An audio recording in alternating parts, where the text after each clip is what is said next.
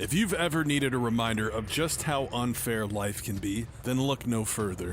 This is the story of the twins. Charlotte and Victor Deye, hopefully I pronounced that right, were a pair of conjoined twins born in the 17th century. Victor's lower body was attached to Charlotte's chest and he was noticeably much smaller than her. Basically, a small baby was fused to Charlotte's chest. Right around this time in the 17th century, the infamous Salem witch trials took place, where anyone who seemed a bit off were hunted down and lynched because the internet didn't exist and everyone believed ghosts and witches existed. Since Charlotte had a deformed baby physically strapped to her upper body, you won't be shocked to learn the twins and their sweet mother Madeline were accused of being witches. How could a normal human being give birth to such a monstrous deformity without the aid of some evil black magic? This would unfortunately mean the family was constantly under ridicule and on the run due to being hunted down by the ill-informed people of the 17th century. Their mother Madeline would eventually fall ill and exhausted from the constant life on the run. Charlotte had to step up to the plate and put food on the table. She went out and stole as much food as she possibly could for the fam from a nearby market. However, witch hunters from town would follow her back to their tent that night and set the forest ablaze. The family was ripped from their tent, with Madeline being clubbed across the head and knocked unconscious. A conveniently on-hand judge would call Madeline a witch due to her obvious demon spawn and sentenced her to death right then and there.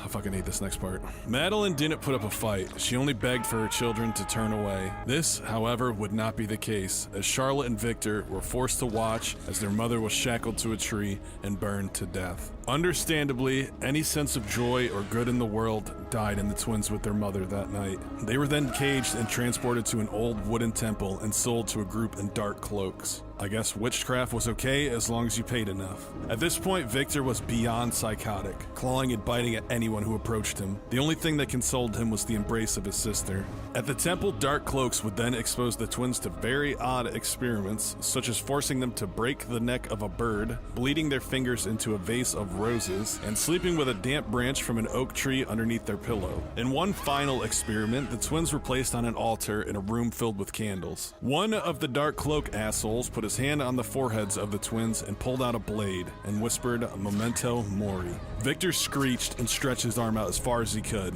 knocking over one of the candles. Since the temple was made of dry old wood, the whole place quickly lit up in a satisfying twist of poetic justice. Charlotte bolted through the temple that was now a raging inferno and somehow miraculously managed to escape into the forest. Victor, however, would succumb to the effects of the fire and not survive. Charlotte would have to push on, as the dark cloaks and witch hunters were not far behind her. She would, however, make it out and go back to life in the forest, stealing whatever food she could to survive. All the while, Victor's rotten, lifeless corpse still hanging from her chest. However, he never quite decomposed fully. Charlotte's blood coursing through Victor's corpse seemingly kept him from completely rotting off. She refused to let go of the only family she had left. Charlotte lived this way for years, but one frigid winter, her body would begin to break down. Sickle in hand, she hunkered down by her campfire, unsure if the witch hunters would get her before the cold did. Charlotte knew this was the end of the road for her, so she sat back and began to embrace the cold that would inevitably consume her. Suddenly, a vicious shriek would pierce her ears as Victor flew from her chest with a cloud of fog encompassing him. Before she could even begin to react to what the hell was happening, Victor landed on the ground and ran into the forest. Charlotte gave chase, and she would eventually catch up to Victor, sitting at the edge of a thick fog. She grabbed his arm, and the moment she did, any sense of serenity left her body. With a tight grip on her sickle, she charged into the fog,